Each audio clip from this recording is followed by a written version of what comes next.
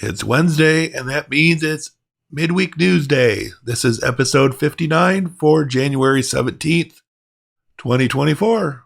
Let's get started. As you can probably tell by my voice, I'm still not over this laryngitis, but we're going to power through this anyways and hope for the best. Wine 9.0 has been released, featuring an experimental Xwayland graphics driver, support for running Windows binaries on ARM64, and more. If you are looking to run Windows applications on Linux, you will want to keep your eye on Wine. VirtualBox 7.0.14 is hot off the presses. Lets you import and export VMs with NVMe storage controllers, adds support for Red Hat Enterprise Linux 9.4 kernel, and numerous bug fixes. Check out the VirtualBox website for full change notes. KDE Plasma Default Wallpaper is a winner. The wallpapers shown in the article are the result of a contest that awarded the winner with having their artwork shipped as the default KDE Plasma 6 wallpaper. While not necessarily my cup of tea, these are a couple of nice wallpaper examples and will be a nice addition to the new Plasma release. Xorg server and Xwayland patched against multiple security vulnerabilities. I'm glad to see that there are at least a few developers still working on Xorg, while the spit polish is put on Xwayland as a replacement.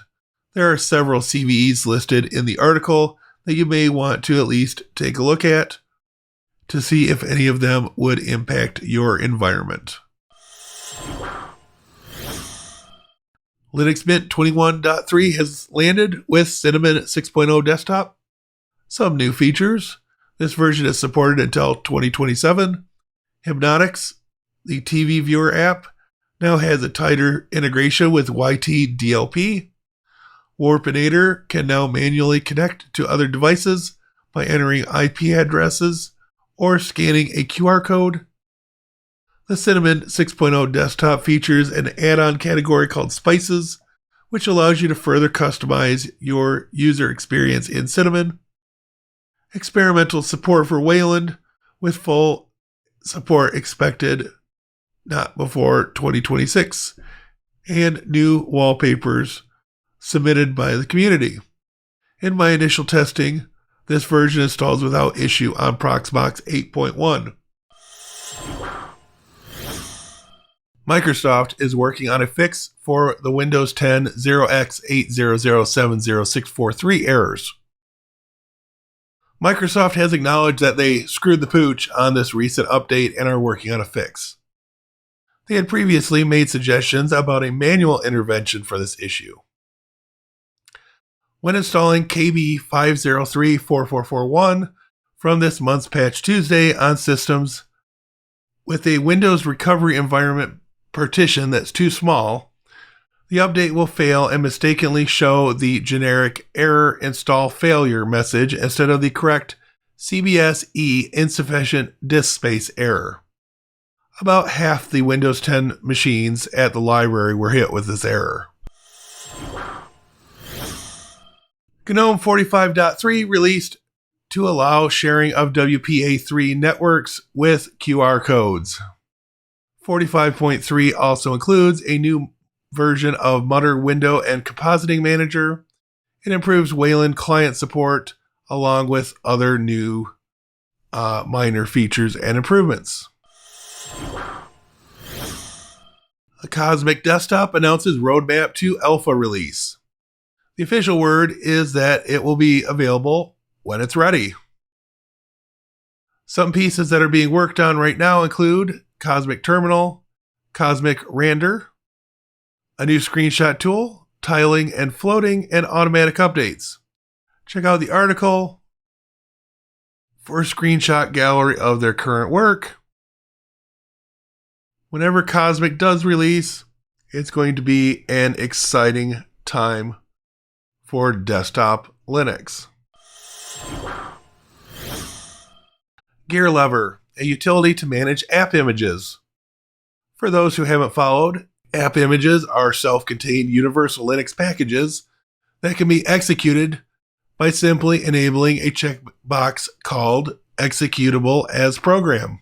GearLever will group your app images in a folder off your home folder, creatively called AppImages, but this can be changed in preferences. If you're looking for a simple way to manage your app image apps, give GearLever a look. How to install Nagios Monitoring on Debian 12. The fine people over at How2Forge have another tutorial for everybody to look at. This one walks you through installing the Nagios monitoring tool.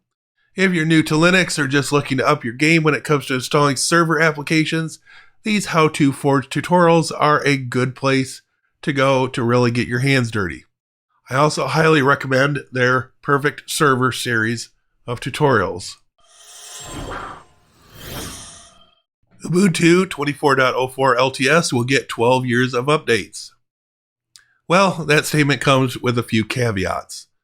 Some of those updates will be exclusive to Ubuntu Pro, but home users can get up to 5 machines covered at no charge.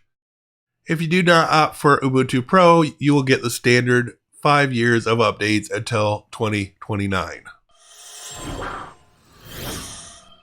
Libreboot firmware now supports HP EliteBook 820 G2 laptops. Yes, support for devices is slow to be added, but if you're into open source in a hardcore Richard Stallman sort of way, it might be what you're looking for. For reference, the EliteBook 820 is a 12.5-inch Broadwell laptop powered by Intel 5000 series processors. Not exactly cutting-edge performance.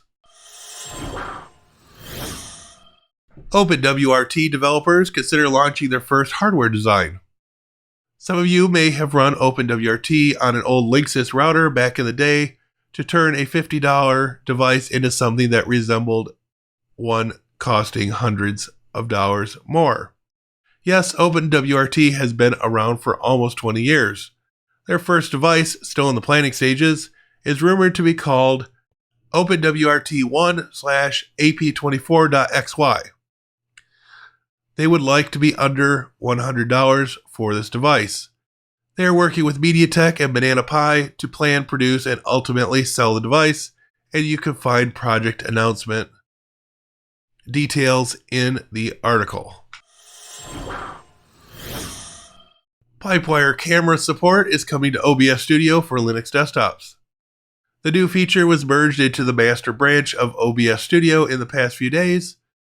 When fully released, an option called Camera Pipewire will be able to be selected. You can find more in the OBS Studio GitHub merge linked in the article. Memtest 86 Plus hits version 7.0. A revival of development prompted the bump to the 7.0 version, and it's not just for Linux users either. Version 7 can now interrogate the integrated memory controller of Intel Core PCs 1st to 14th generation. It also has some preliminary support for obtaining ECC info on some AMD Ryzen models. This software is free and open source and should not be confused with Memtest 86 without the plus, which is a proprietary tool from Passmark.